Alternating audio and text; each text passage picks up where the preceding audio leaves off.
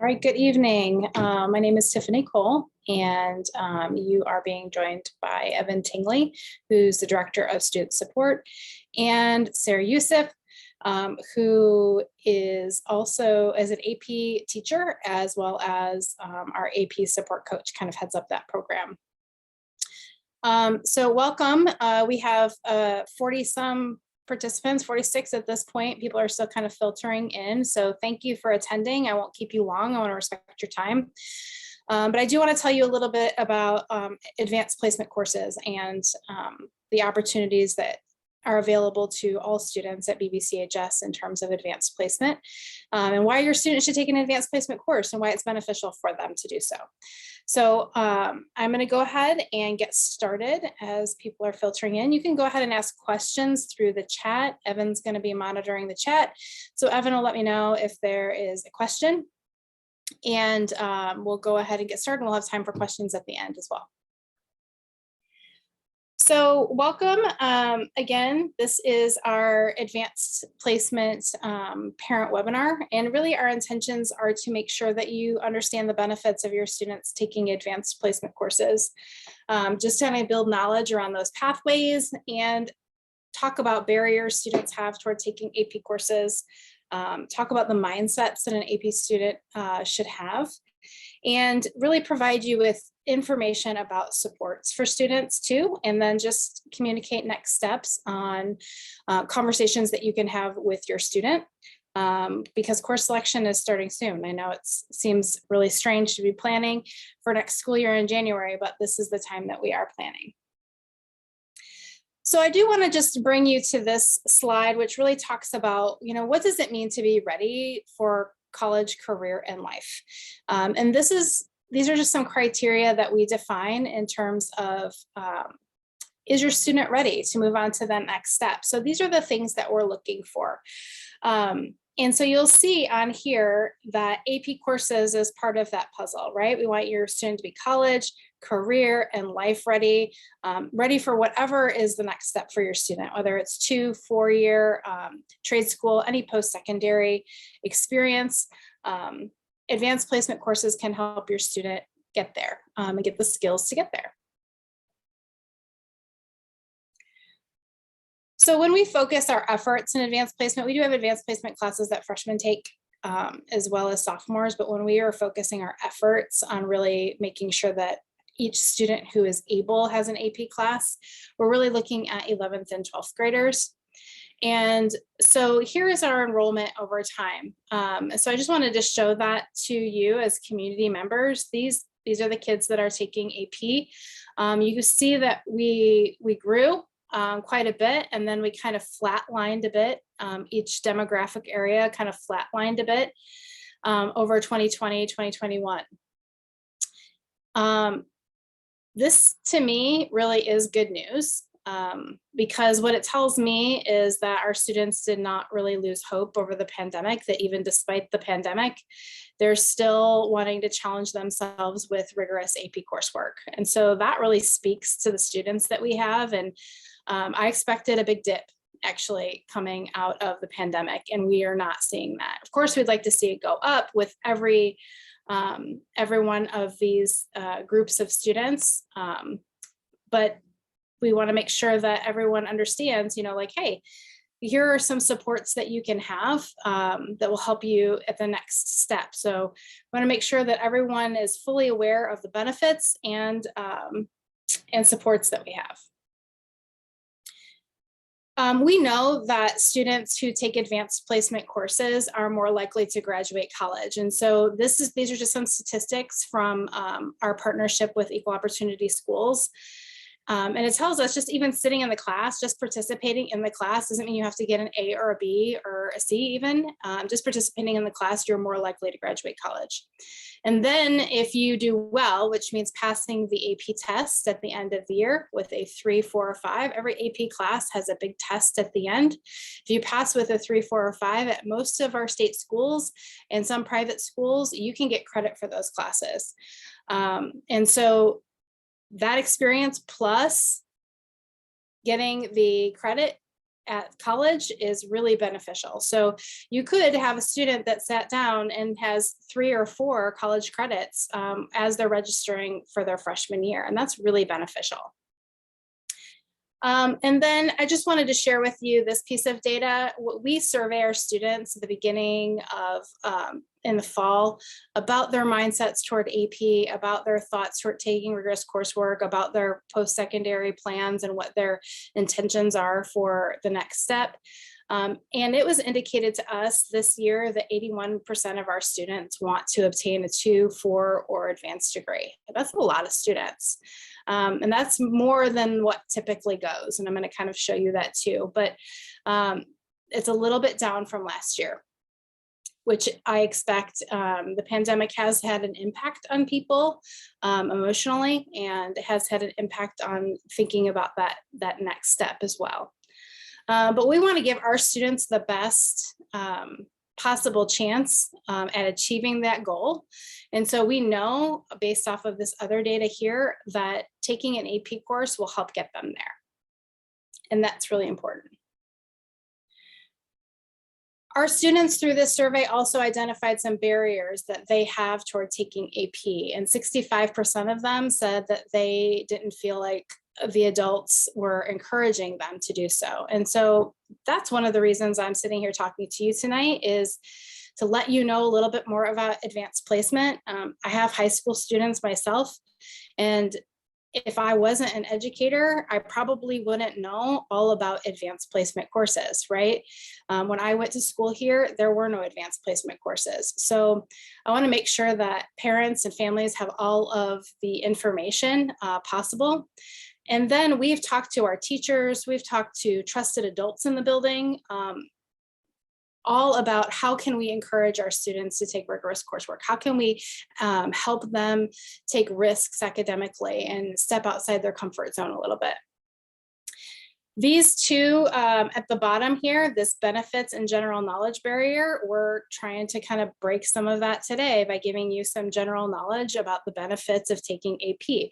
These two numbers have gone down significantly as we have had really specific strategies to try to educate our students about the benefits of AP. But that is also another reason that we're here tonight. And then this 49% of students, they wonder if they feel welcome in that space. Is this the space for me? Do people look like me in this space? Will I be accepted in this space? And so we want to really make sure we're really concentrating on building a sense of community with our advanced placement students. We started off the year with a kind of AP kickoff in order to build community. Ms. Youssef has community building and her success coaching program. And so we're really working hard in the building to work on that welcome barrier as well. We also ask questions about students' learning mindsets. And so we know that if students have some of these learning mindsets, they're more likely to be successful in their AP courses.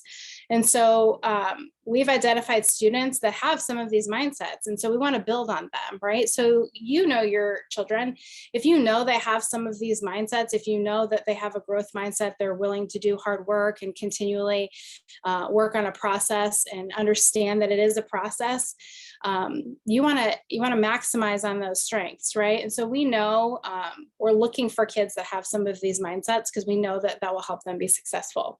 If they don't have some of these mindsets, we're also looking to build them, right? So in Boiler Block, having very focused conversations about what does it look like to have a growth mindset? What does it look like to have a purpose for learning? And do you believe in yourself and understand yourself as a learner? That's all happening in Boiler Block. So again, I communicated to you that our students have college aspirations, 81% of them, right? And then this is just information around each demographic group and their desires, right? And so the gray is the 2-year, the blue is the 4-year, and the dark blue is the advanced degree. So this lets us know by demographic group where kids kind of want to go, right? And so we can also target our efforts there. And if we're like, oh, well, maybe there is some information we can give some of these groups about post-secondary planning. Do we need to do more, or do we need to have more education around post-secondary planning for a specific group of students. So this helps just kind of give us the information of like where our kids are in terms of what they want. And then this is a comparison of the actual. So this is last year's graph compared to the actual of students that went. And so what we see is there's a disparity in what they want versus what actually happens. And so we want to make sure that we're doing everything that we can as the school to give them the tools to get there, so we can increase these red bars. These red bars come from the National Clearinghouse, and that gives us information about actually who goes to school, who goes to college, and who perseveres through college all 4 years toward degree. We also have information about, even after that, right? So like, to 29, how many 25 to 29-year-olds have obtained a bachelor's degree. So this information also helps us kind of understand what's happening in the world. So this is information that's a little bit more national. So we can compare ourselves nationally. So what are our benefits to taking AP? Like I said, college readiness. If you get a 3 or a 4 or a 5, you're going to get college credit Illinois schools. And it's going to show that admissions office that you're willing to take that challenging, rigorous coursework. If the admissions office knows that BBCHS had 19 advanced placement classes and the student took advantage of none of them, they're gonna ask questions about that. And I will tell you, I sat across from a KCC counselor with my own child, and she took 3 AP classes. She passed 2 of the tests. And then she was like, okay, you don't have to take that class and you don't have to take that class. And that was 2 classes off of her plate. And that is money in families' pockets, right? When you're looking at the cost of college, if you can get some of those things out of the way, that's really money in your pocket in terms of credit hours. Reading and writing skills. College Board curriculum, AP classes, is an international curriculum. So students are taking advanced placement classes all over the world. And so we know it has a high level of rigor. College Board is also the company who writes the SAT. So these things are all aligned. So when you're taking an advanced placement course, it means the same thing to a school in California as it means to BBCHS. And students are learning very rigorous reading and writing skills. They're working on time management. These are college level like courses. Like within our loving arms, we still have supports for them and everything, but it's kind of like, okay, we're just testing the waters. We're easing into that college like experience.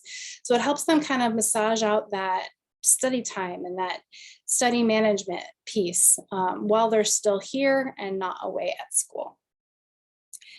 And then critical thinking. Obviously, these courses have close observation and analysis, and really challenge your students on a college-like level.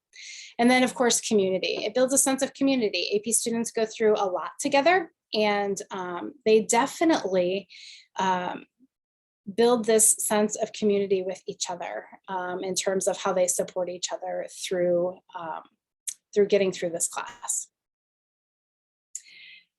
So last year, so not all students in the past have taken the AP test at the end. That has been optional. It will not be optional next year.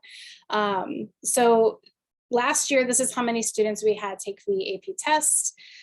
This is how many we had get a 3 through 5. And then this is about how much money that has saved families overall.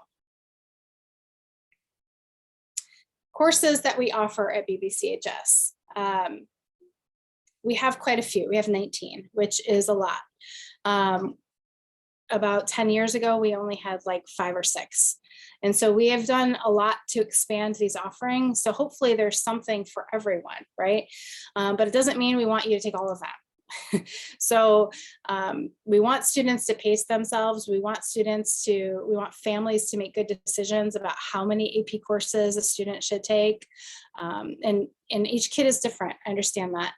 I have a few kids that like maybe could take 2, or maybe would just take 1 next year.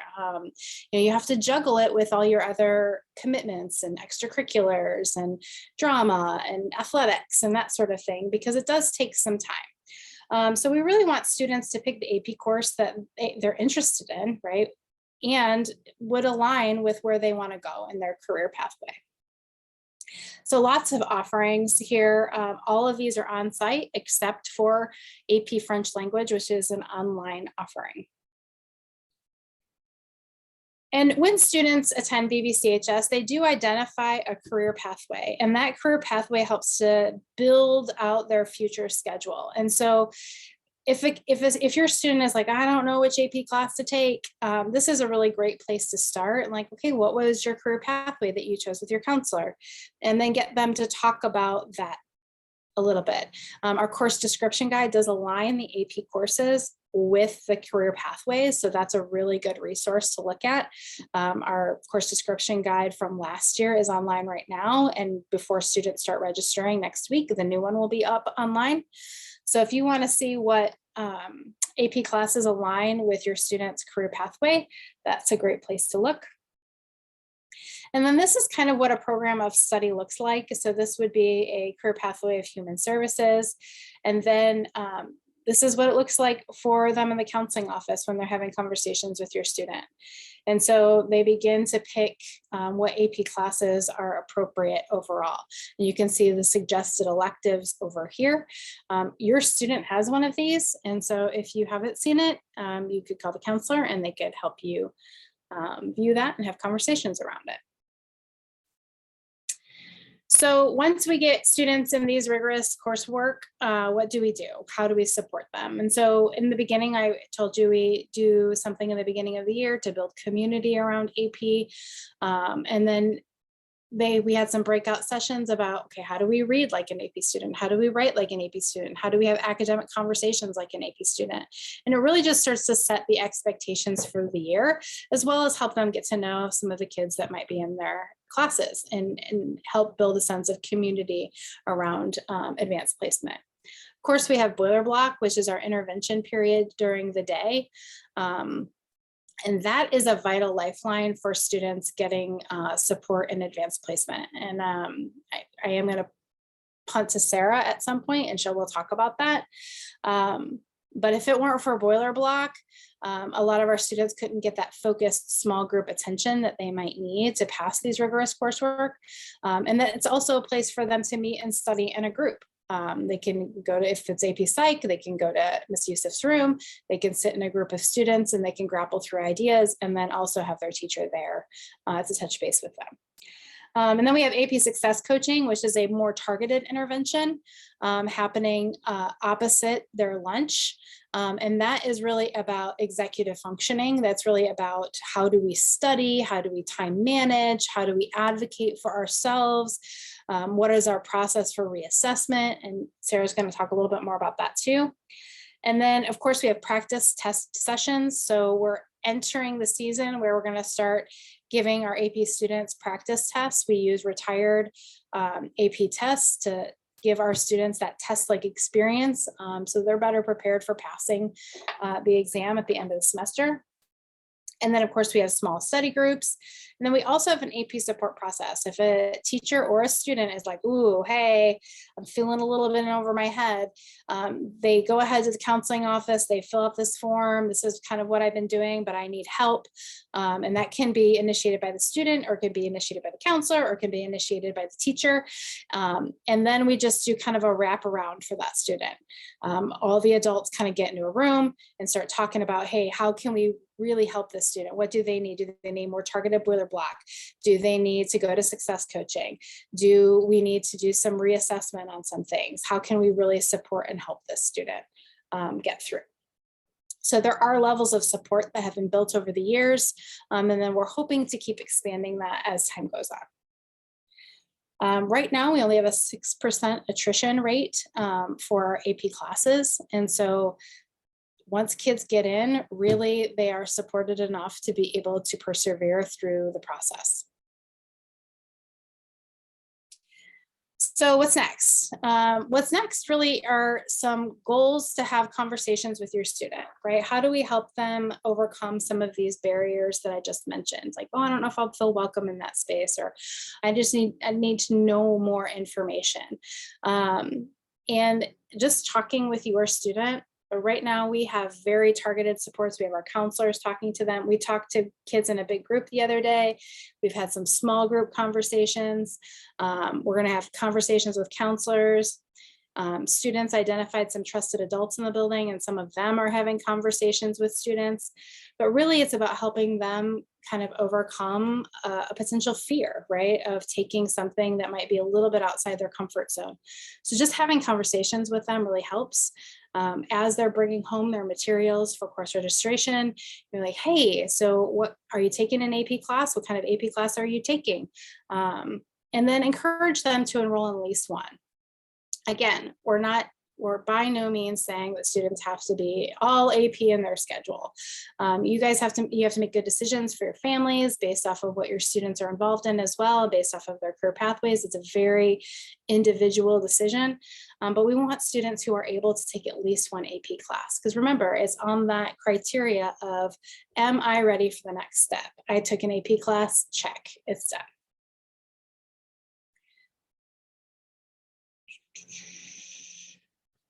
Other pieces of the conversation is, focus on your students' strengths. You know your children or your students best, and so really focus on what are their area of strength. And if it's writing, like really focusing on that. Well, all of the AP classes have writing. If you're really good at writing, chances are you'd be really good at an AP class. We've had great experience sharing our own experiences with students. Like, hey, here's a time we did something that was really hard and really challenging, and here's how we kind of overcame that. And we've had some really good success with students that way, because it just really expresses a level of empathy. Like, hey, we're not asking you to do hard things that we haven't done. We've done hard things too, and we believe in you, and you can do hard things, and we're going to support you through the process. Of course, listen and encourage. And then we want to communicate those high expectations for students, right? We believe that all students are capable of taking at least one AP class. And so we want to find the one that fits them. Again, more next steps. Students should talk to their teachers. We have some videos online that highlight every AP class. So if you go to curriculum and then you go to advanced placement, you'll see videos for every class. So you can learn more about those classes individually. The students can see their teachers more readily. They're all giving videos or presentations, and then match it with your career goals. So again, course videos are available on the BBCHS website. And then as the next few weeks progress, we're going to keep talking more and more about AP, and just kind of as things are starting to come home and you're doing that sign off on the end, we really hope that you'll encourage your student to take at least one advanced placement class. And that is all. Hey, Tiff, this is Evan. I have a couple questions that were in the chat that I wanted to let you address. In terms of out-of-state schools, I believe most major universities and out-of-state schools do accept AP three or more. Yep, they do. They do, but it's always good to check, because there's sometimes, there's sometimes considerations. If it's in your major, sometimes that can be a little dicey or different. So it's always good to check with the institution that you're going to. But yeah, most of them do. Okay, and do you know the average number of AP classes that juniors and seniors typically take? Well, that depends. We have some students taking 4, and we have some students taking 1. So it kind of varies in the middle there. An average kid would probably take maybe 2 at a time. Okay. And then which of our current courses have the highest pass rate?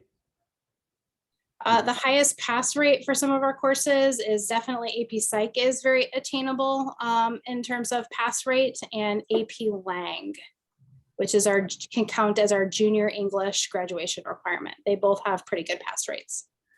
And then if a student wants more information, can they get the course syllabus and find out more about the course from their counselor? They just need Yep. to create an appointment, correct? Yep, they can just create, well, they're going to have appointments anyway. So as we're getting into the season where they're going to meet with their counselors one-on-one anyway. So that's a really good time to do that. A great first step is to watch the video or the presentation online. And that gives a really good idea of what the course is all about and how things are. And then if they still have more questions, they can even go to that teacher or get more information from their counselor. And then one parent wanted to know if we do end up having to go remote for any reason, how does some of those supports shift to remote learning to serve our students?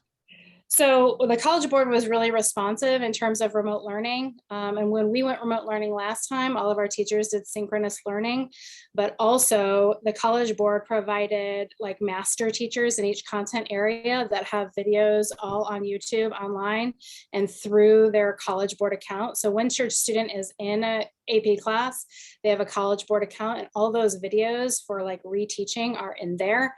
So that's a really great support. In fact, I had a student that took an AP class in the midst of the pandemic, and those videos, ours was done by a teacher in Glenbard, those videos were vital to her doing well on that AP test, because it was just another version of what she was hearing from her teacher. So, our teacher taught one way, this teacher taught another way, and in the middle, she found a lot of common ground.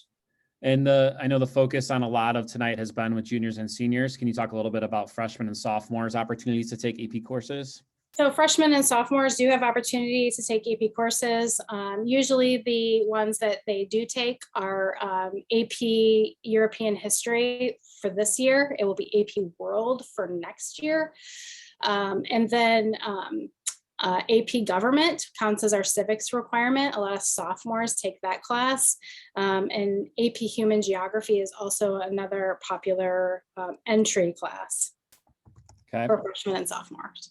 And then what if parents want more specific data? We have, a couple parents asking for all AP pass rates and some very specific data. Can they email you and call you to get very specific answers to some of those questions? Yeah, absolutely. In fact, last year I did include that in my presentation, but I didn't this year because I didn't know if people would be interested in it. But yeah, if you're very interested in like seeing the pass rate for everyone, I have the pass rate, BBCHS, and then the national pass rate too, which is really nice to be like, oh, okay, well, nationally, BBCHS kids do about the same nationally in this course. That's a really nice comparison piece. So if people are interested in that, you just go ahead and email me. Absolutely. tcole@bbchs.org. Awesome. And then I see something about athletes. So yeah. And again, I've had kids go through this too, like my own children. And it really depends on your kiddo. Right. So I really didn't love my own child taking more than 2 because she was super involved in lots of other things. She was involved in theater, she was involved in athletics. And so it's really important to balance that with what you know about your student as a learner. I do want to punt to Sarah really quick and have Sarah introduce herself and then just talk about from her perspective as a teacher, why it's important for students to take at least one AP class, and then also talk a little bit about your role in terms of AP student success.